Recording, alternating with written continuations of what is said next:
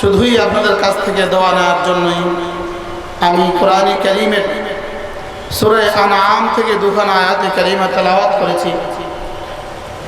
আল্লাহ তাআলা যদি তৌফিক দান করেন অল্প সময়ের মধ্যেই আমার পঠিত আয়াতে কারীমার আলোকে আমি আমার সামান্য সবক আপনাদেরকে শোনাবো।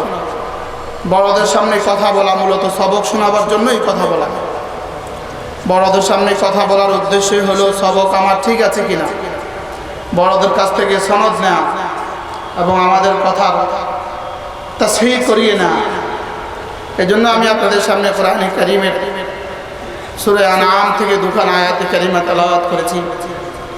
এই আয়াতে কারীমার সাদামাটা তরজমা রব্বুল আলামিন সারা দুনিয়ার সমস্ত বেঈমান আর কাফের আর নাস্তিকদেরকে লক্ষ্য করে বললেন, ওরা যখন আমার দেওয়া হেদায়েতনামা ভুলে গিয়েছে, রব্বুল আলামিন বলেন ওরা যখন আমার দেওয়া হেদায়েতনামা ভুলে গিয়েছে, আমি তখন তাদের সামনে দুনিয়ার সব কিছুর দুয়ার খুলে দিয়েছি। ফালাম্মা নাসু মা যুকিরু বিহি ফাতাহনা আলাইহিম আবওয়াবা কুল্লি শাই। ওরা ভুলে গিয়েছে, এজন্য রব্বুল আলামিন সব কিছুর দুয়ার খুলে দিয়েছেন। তাহলে ওদের সামনে হুকুমতের দুয়ার খোলা কেন? ওদের সামনে শক্তির দুয়ার খোলা কেন? ওদের সামনে অস্ত্রের দুয়ার খোলা কেন? ওরা ভুলে গিয়েছে, এজন্য খুলে দিয়েছেন।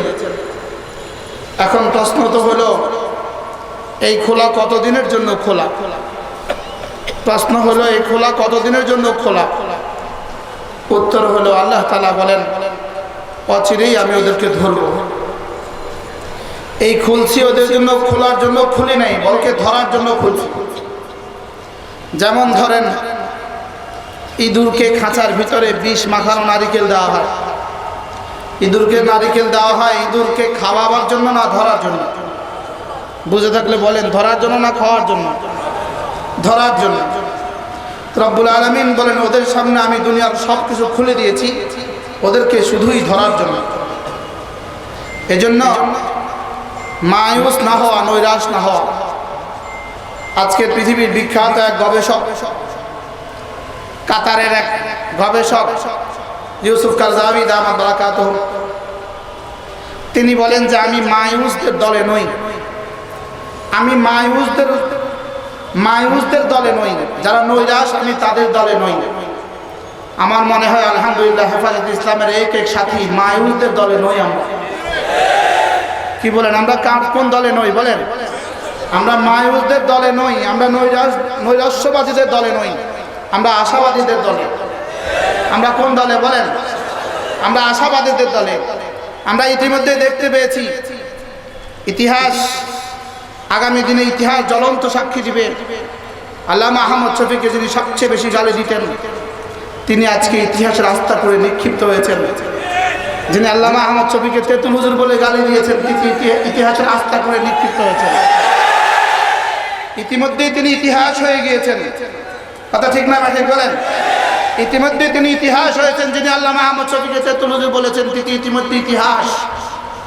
আল্লামা আহমদ শফী দামাত বারাকাতুহু তিনি মেয়েদেরকে প্রাইমারি শিক্ষার ব্যবস্থার জন্য প্রাইমারি থেকে এর আগে আর পড়ানো যাবে না বলে তিনি এক বক্তব্য, নিজের এক বক্তব্য পেশ করেছেন। এই বক্তব্যের বিপরীতে যারা আহমদ শফী সমালোচনা করেছে, তোমাদেরকে আমরা হুঁশিয়ার করে দিতে চাই, তোমরাও একদিন ইতিহাসের রাস্তা করে নিক্ষিপ্ত হবা। আল্লামা আহমদ শফীর বক্তব্য তার নিজের বক্তব্য নয়, এটা স্বয়ং আরশ আজিমের মালিকের পক্ষ থেকে নেওয়া বক্তব্য। আল্লামা আহমদ শফীর বক্তব্য এটা লৌহে মাহফুজে লিখা বক্তব্য। আল্লামা আহমদ শফীর বক্তব্য মদিনায়ে তয়্যিবার নবীর সিনার বক্তব্য। আল্লামা আহমদ শফীর বক্তব্য ১৬ লাখ সাহাবীর বক্তব্য। আল্লামা আহমদ শফীর বক্তব্য লক্ষ লক্ষ তাবেঈদের বক্তব্য। আল্লামা আহমদ শফীর বক্তব্য ১৪৫০ বছর ইতিহাসের সমস্ত মুসলমানদের বক্তব্য। আল্লামা আহমদ শফীর বক্তব্য বুখারীর বক্তব্য। আল্লামা আহমদ শফীর বক্তব্য মুসলিমের বক্তব্য। আল্লামা আহমদ শফীর বক্তব্য ইমাম তিরমিজি আর নাসাঈ আর মুওয়াত্তা মালিক আর মুওয়াত্তা মুহাম্মদ সমস্ত কিতাবের বক্তব্য। আল্লামা আহমদ শফীর বক্তব্যকে কোরআনের দিকে না ফিরিয়ে তার দিকে ফিরিয়ে সমালোচনা কেন করা হয়েছে? ওরা জানে কোরআনে কারীমের সাথে যদি গাদ্দারি করা হয়, তার পিঠের বাকলা থাকবে না। এই জন্য ওরা ব্যক্তির দিকে ফিরিয়েছে। কিন্তু আমরা তোমাদেরকে বলতে চাই, তোমরা আল্লামা আহমদ শফির বিরুদ্ধে টক শো তো করতে পারবা, তোমাদের টক শো বেশি থেকে বেশি পরবর্তী দিন পর্যন্ত, পত্রিকার পাতার পর্যন্ত, পরবর্তী দিনের পত্রিকার পৃষ্ঠা পর্যন্ত তোমাদের টক শো। আল্লামা আহমদ শফির এক বক্তব্য এ জাতির 16 কোটি মানুষের হৃদয়ে হৃদয়ে। আল্লামা আহমদ শফির বক্তব্য, আল্লামা আহমদ শফির বক্তব্য তার একার বক্তব্য নয়। আল্লামা আহমদ শফির বক্তব্য পৃথিবীর 200 কোটি মুসলমানদের বক্তব্য। আল্লামা আহমদ শফির বক্তব্য নিয়ে যদি কেউ চিনিমিনি খালো, তোমাদেরকে ইতিহাস স্মরণ করে দিয়ে বলতে চাই, আল্লামা আহমদ শফি যদি 1000 বছর পরেও বাংলাদেশে কোনো 10 কোটি মানুষের সম্মেলন হয়, সেই সম্মেলনে যদি কেউ জিজ্ঞেস করে 1000 বছর আগে হেফাজতে ইসলামের হেফাজতে ইসলামের আমির কে ছিলেন, উত্তর আসবে আল্লামা আহমদ শফি। যদি জিজ্ঞেস করা হয় সেদিনের তথ্যমন্ত্রীর নাম কি ছিল, উত্তর আসবে তথ্যমন্ত্রী কোন স্যার, সেদিনের প্রেসিডেন্টের নামে তো পৃথিবীর কারো জানা নাই, সেদিনের হুকুমরানদের নামে তো পৃথিবীর কারো জানা নাই। যেমন আমি আপনাদেরকে জিজ্ঞেস করি, আব্দুল কাদের জিলানী যেদিন ইন্তেকাল করেছেন সেদিন বাগদাদের প্রেসিডেন্টের নাম কি ছিল, বলেন, উত্তর দিন, বলেন জানা নাই, বলেন জানা নাই। সেদিন বাগদাদের প্রেসিডেন্টের নাম জানা নাই কেন? আব্দুল কাদের জিলানীর নাম জানা আছে কেন? একটাই কারণ, আব্দুল কাদের জিলানীর সাথে আর শাহী মালিকের সম্পর্ক ছিল। আর সেদিনের হুকুমতের নাম জানা নাই কেন? তাদের সাথে মালিকের সম্পর্ক ছিল না। যদি জিজ্ঞেস করি রাবেয়া বস্তির জমানার বাগদাদের বসরা নগরের গভর্নরের নাম কি ছিল, উত্তর আসবে জানা নাই। কেন জানা নাই?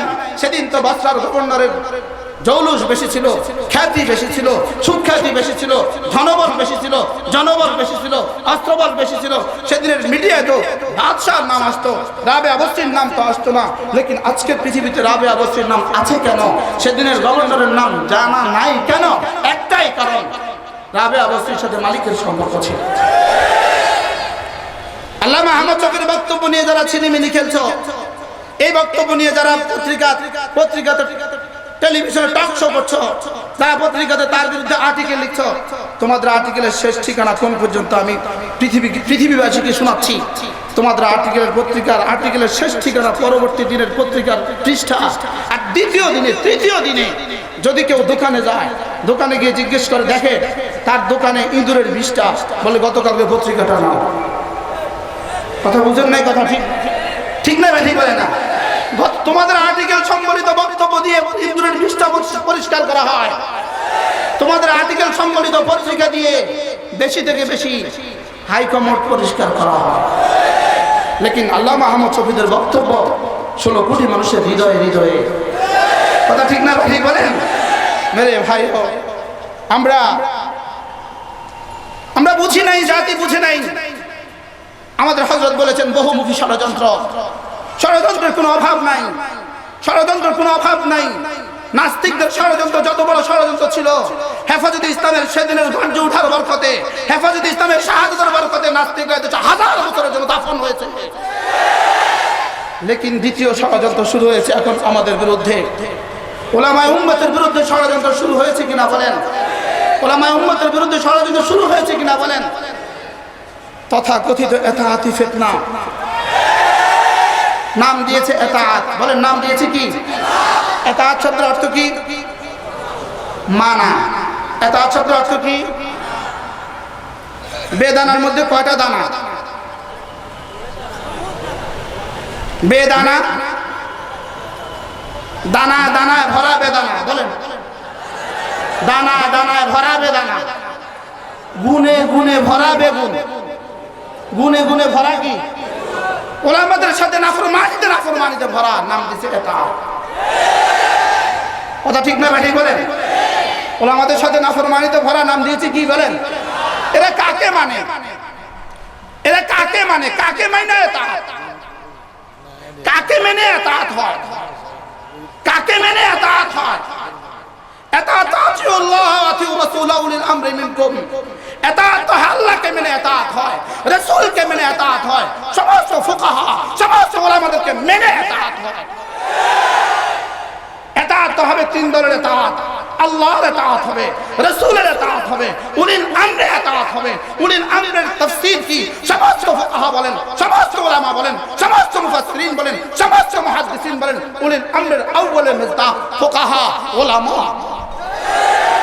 উলিল আমরের মিজদাক কি? উলামা ফুকাহা। তো অর্থ কি দাঁড়াইলো? আল্লাহকে মানো, রাসূলকে মানো, উলামাদেরকে মানো। তাহলে ইতাআত কার করব? আরো জোরে কার? যদি এরা যদি বলে আমরা ইতাআত করি সাদ সাহেবের, তো প্রশ্ন হলো সাদ সাহেব কার ইতাআত করেন? কথা ঠিক না ঠিক বলেন না? সাদ সাহেব কার ইতাআত করেন? সাদ সাহেব কার ইতাআত করছেন?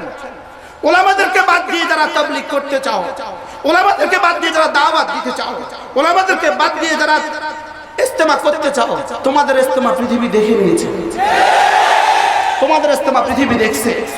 কথা ঠিক না ঠিক বলে না? উলামাদেরকে বাদ দিয়ে কোনো কিছুকে এদেশের মানুষ গ্রহণ করবে না। তোমাদের ইজতেমা তার জ্বলন্ত প্রমাণ, তোমাদের ইজতেমা তার জ্বলন্ত প্রমাণ। গার্মেন্টস থেকে মেয়েগুলোকে ভাড়া করে নিয়ে আসা সহজ, গার্মেন্টস থেকে মেয়েদেরকে ভাড়া করে নিয়ে আসা সহজ, উত্তরবঙ্গের মানুষগুলোকে 500 টাকা দিয়ে দিয়ে আনা সহজ, লেকিন ওলামাদেরকে বাদ দিয়ে দেশে ইজতেমা করা সহজ নয়। ওলামাদেরকে বাদ দিয়ে দেশে ইজতেমা করা কি না সহজ নয়। ওলামাদেরকে বাদ দিয়ে দেশের কোনো তাবলীগ দেশের এ জাতি খাবে না, এ জাতি খাবে না। ড্রাইভার ছাড়া গাড়ি গন্তব্যে যায় না, ইঞ্জিনিয়ার ছাড়া বিল্ডিং হয় না, মিস্ত্রি ছাড়া ঘর হয় না। আল্লাহর কসম, উলামায়ে উম্মত ছাড়া তাবলীগ হবে না, হবে না, হবে না, হবে না। উলামায়ে উম্মত ছাড়া তাবলীগ হবে না। এইজন্য শেষ কথা, মুসলমান আমার নাম, দাওয়াত তাবলীগ আমার কাম। যে তাবলীগের সাথে আছেন উলামায়ে ইকরাম, স্লোগান তুলতে হবে, মুসলমান আমার নাম, দাওয়াত আমার কাম। যে দাওয়াতের সাথে আছেন উলামায়ে ইকরাম শূন্য যে দাওয়াত, উলামায়ে ইকরাম ছাড়া যে দাওয়াত, এটা দাওয়াত নয়, ইহুদিয়ত। উলামায়ে ইকরাম ছাড়া যে দাওয়াত, এটা দাওয়াত না, ইহুদিয়ত। এটা দাওয়াত না, এটা ইহুদিয়ত। এটা তাবলীগ না, এটা ইহুদিয়ত। উলামায়ে ইকরাম থেকে আমাদেরকে বিচ্ছিন্ন করে দেওয়ার ষড়যন্ত্র চলছে।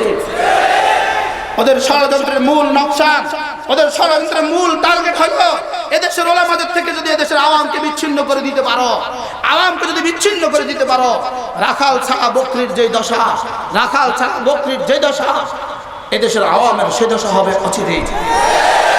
কথা ঠিক না ঠিক বলেন? রাখাল ছাড়া বকরির যে দশা, রাখাল ছাড়া বকরিকে শিয়ালে খেয়ে ফেলে, রাখাল ছাড়া বকরিকে ভাগে খেয়ে ফেলে, রাখাল ছাড়া বকরি আর ঘরে ফিরে না।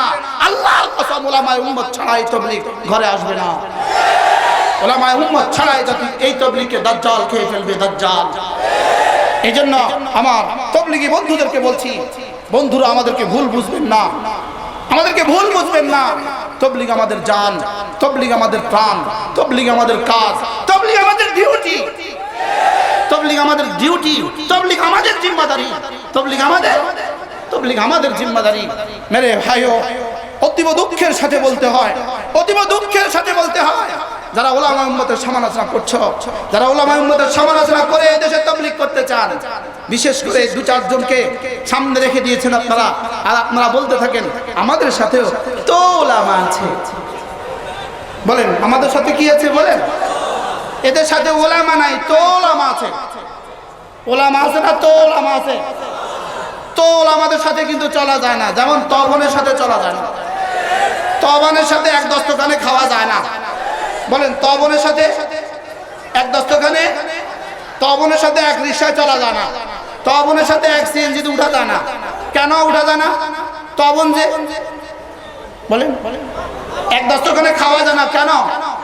তবন যে, তবন বুঝেন না? খালাতো বোন, মামাতো বোন, ফুফাতো বোন, তালাতো বোন, চাচাতো বোন, বোন না তবন। তবনের সাথে এক দস্তখানে বসা যায়, এক বিছনায় বসা যায়, একসাথে শোয়া যায়। তবনের সাথে এক রিক্সায় উঠা যায়, কেন যায় না? এটা তবন যে। এই জন্য এরা বলবে, দেখবেন আমাদের সাথে তো উলামা আছে। কি কোন উলামা? বলেন আক্রোশীয় বলে আমাদের সাথেও তো উলামা আছে, বিএনপি বলে আমাদের সাথেও তো উলামা আছে, ছাত্রলীগ বলে আমাদের সাথেও তো উলামা লীগ আছে। কথা ঠিক না ঠিক বলে না? এরাও বলে আমাদের সাথেও তো উলামা আছে। এদের সাথে কোন ওলামা আছে বলেন? তো ওলামা বলেন, তো ওলামার সাথে চলা যায় না বলেন? তো ওলামা কারা? যারা বিক্রি হয়ে গেছে তারা। তো ওলামা কারা? যারা বিক্রি হয়ে গেছে তাদেরকে কি বলে? তাদেরকে বলে তো ওলামা। এই জন্য তো ওলামা লীগ, এই জন্য তো ওলামা দল। এটা কি?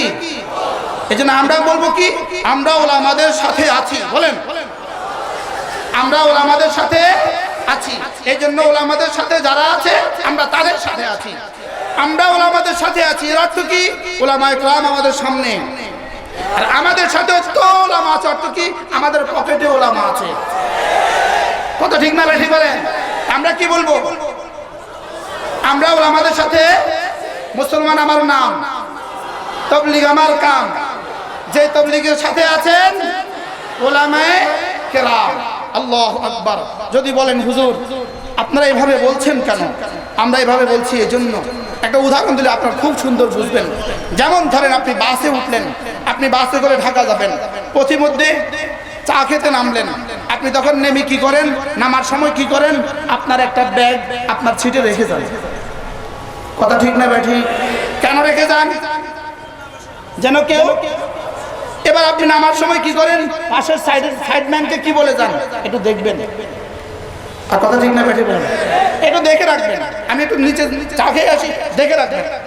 কেউ যদি উঠাই দেখে যে সিটে ব্যাগ, তিনি ভদ্রলোক, ভদ্র মানুষ, তিনি পেছনে চলে যান, বলেন এখানে মানুষ আছে। কথা ঠিক না বেঠে বলেন? কিন্তু কিছু ঘাটতারা মানুষ আছে, ঘাটতারা বুঝেন? রকতারা, কিছু রকতারা মানুষ আছে। এরা উঠে কি বলে? এই ব্যাগ রাখছে কে? ছিটটি কিনা বানাইছে। কথা ঠিক না বেঠে বলে? এবার সাইডের মানুষটা কি বলে? এই মিয়া পিছু যা বসেন, পিছিয়ে গিয়ে বসেন, এখানে ছিট আছে, ছিটকে কিনা বানাইছে। এবারটা কি বলে? এই মিয়া যাও মিয়া। কথা ঠিক না বেঠে বলেন? এই বেটার কি হয়? জোরে বলেন কি হয়? এত জোরে ধমক কেন দিল? শুধু একটু বলে গেছে ভাই একটু দেখবেন। আমাদের নবীজি যাওয়ার সময়, নবীজি মদিনা তৈয়বা রূপোস হওয়ার সময়, রাসূল চলে যাওয়ার সময় আমাদেরকে বলে গেলেন, উম্মাহ তারাকতু ফীকুম, আমরা দেখে গেলাম কোরআন আর সুন্নাহ। উলামায়ে উম্মতকে বলে গেছেন, উলামা উম্মতি ওয়ারাসাউহুম, উলামা উম্মতি উমানাউহুম, আমাদেরকে বলে গেছেন দেখে রাখবা। সুবহানাল্লাহ বলবেন না? আমাদেরকে কি বলে গেছেন? দেখে রাখবা। এই দেখে রাখতে রাখতে 1450 বছরের দ্বারা দিন কোরআনকে দেখে রাখছে, সুন্নাহকে দেখে রাখছে, তমদের শেষ শেষ শেষ করি হেফাজত ইসলাম বাংলাদেশ।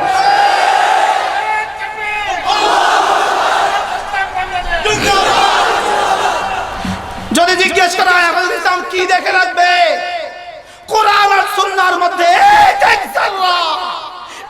এক জায়গা তাবদীল আর তাহরিফ হেফাজত ইসলাম দেখে নিবে। এখানে তাবদীলের কোনো সুযোগ নাই, তাহরিফের কোনো সুযোগ নাই। হেফাজত ইসলাম বলবে আমরা আছি। বলেন ইনশাআল্লাহ, বলেন ইনশাআল্লাহ। হাত তুলে দেখেন আমরা আছি তো ইনশাআল্লাহ, আমরা আছি ইনশাআল্লাহ, বলেন ইনশাআল্লাহ। কেন আমরা আছি? আমাদেরকে নবীজি বলে গেছেন দেখে রাখবা।